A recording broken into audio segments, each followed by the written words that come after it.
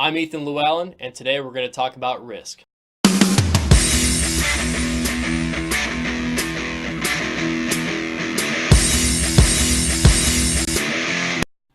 Hello, and welcome to today's training video. I'm Lieutenant Ethan Llewellyn with the Liquefied Gas Carrier NCOE, and today we're going to talk about the exciting world of risk. Now take a minute and ask yourself, what recent risks have you taken? Have you flown recently? Well, before you flew, did you know in 2016 there were 325 deaths related to air travel? Now how about driving? Did you drive to work or to a friend's house recently?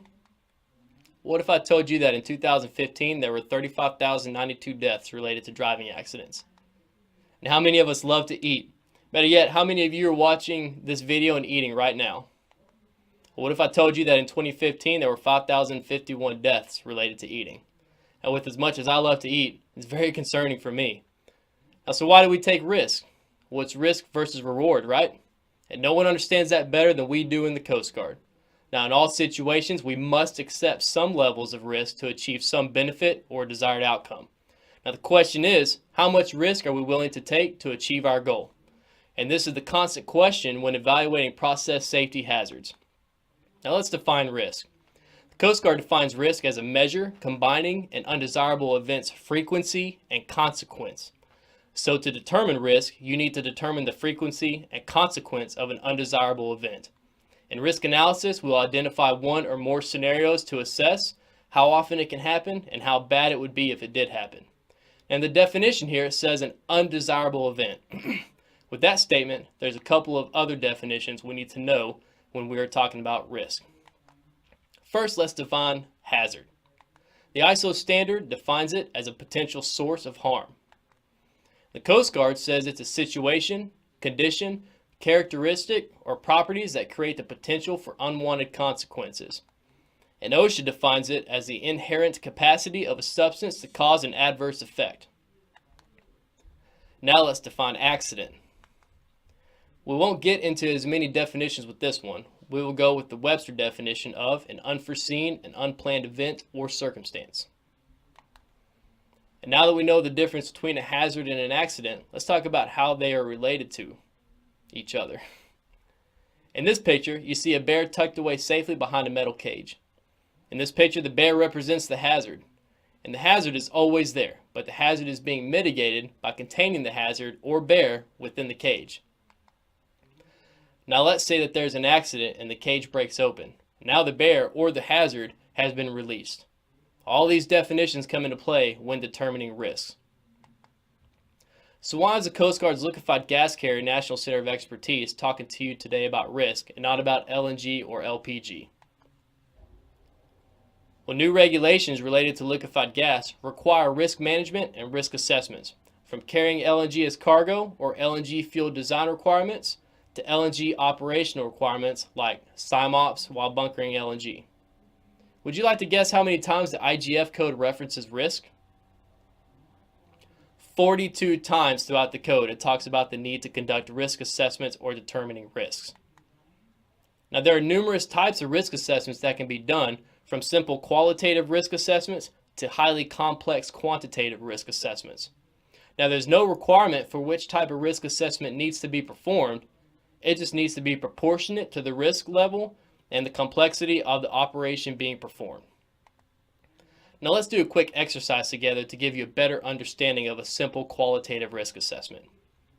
You can see in this graph, the consequence group at the top ranges from very small to very high.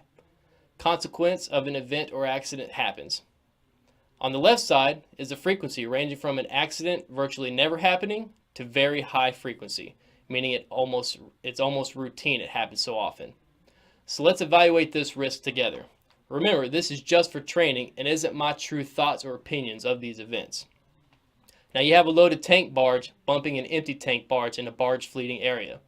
Now I say the frequency is medium, but the consequence is very small. Now that's the point of a barge fleeting area, right? And these floating boxes are designed to trade paint with each other. Rubbing's racing, right? That puts us in the green for this risk assessment of that evolution. Now, do you agree with my risk assessment? All right, let's try this next one. Let's say an LNG vessel was involved in a collision which resulted in a release of LNG from the cargo tank's primary barrier. Now, I would say that the frequency level is virtually never, and the consequence is only significant. Now, I say the consequence is only significant because I know the secondary barrier is able to contain the leak and the engineering systems in place on these vessels to prevent a fire from occurring due to an LNG leak. So now let's talk about some of the strengths and weaknesses of this type of risk assessment. So it's clear that it's easy to apply and it's very quick to use. The problem is that the answers can be very subjective to the persons doing the risk assessment, and sometimes it's difficult to have an understanding of the different classifications.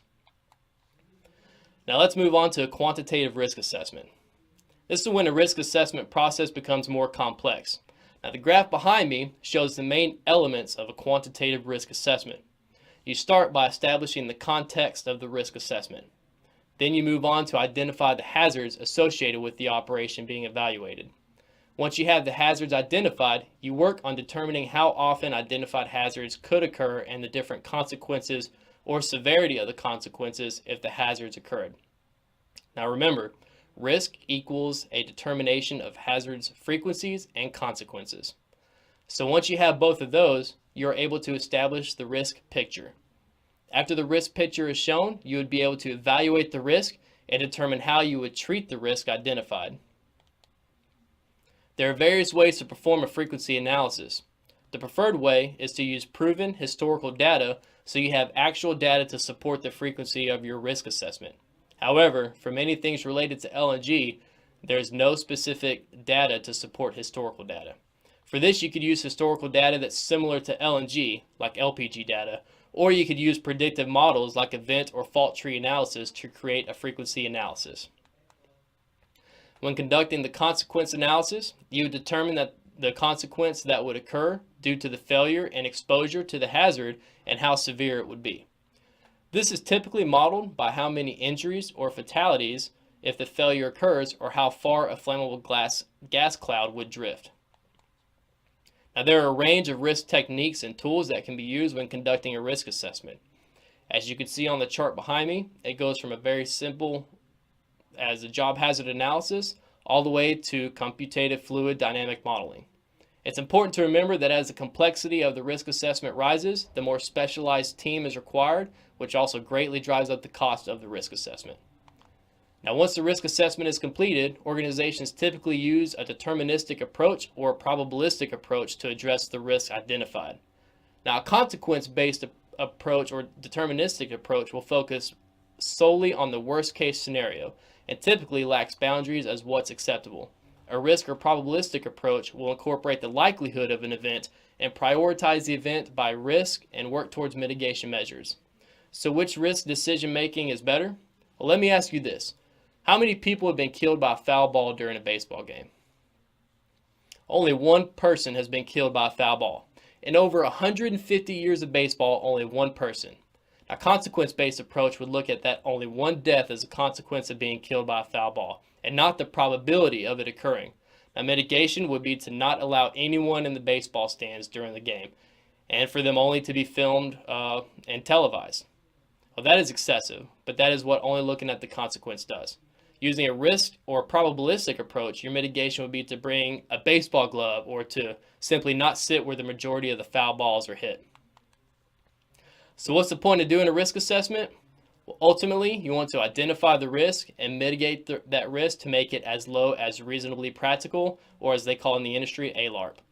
The determination if a risk is ALARP should be in line with the organization's acceptable risk criteria levels. Some of the red flags to look for when you're evaluating risk assessments are any gaps in coverage, any methods, assumptions used, obvious scenarios missing in the risk assessments, or any statements stating that simply can't happen. Remember, all potential scenarios should be considered for evaluation. In closing, always remember it's important to engage with the local captain of the port or Coast Guard unit early and often when working on risk assessments. The Office of Design and Engineering Standards of Hazardous Material Division, we call them our CGENG5 team, has a team of chemical and process engineers who focus on evaluating risk assessments. And as always, you can contact us anytime at the LGC NCOE for any help you might need while working through your risk assessments. Thanks again for tuning in to LGC TV. We'll see you soon.